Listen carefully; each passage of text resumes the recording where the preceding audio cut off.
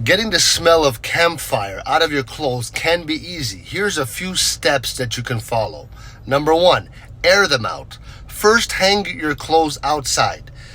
Fresh air helps remove the smells. If it's sunny, that's even better. Number 2, wash with vinegar. Before washing, add a cup of white vinegar to the washing machine.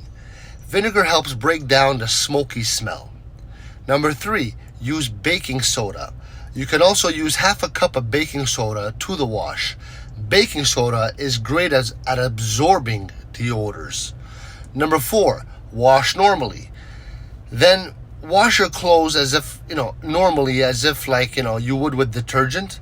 Make sure to follow the washing machine instructions on the tags, okay? Number 5, check before drying. After washing, smell your clothes. If they still smell like smoke, don't put them in the dryer. Drying can make the smell stick. Instead, wash them again. Number 6 is to dry outside. So basically, once the smell is gone, hang them outside to dry. This is going to keep them smelling fresh. With these steps, your clothes are going to smell good again, and you can enjoy your next campfire without the lingering odor. All right? Where do you go camping? Leave me a comment. You like going to Canada?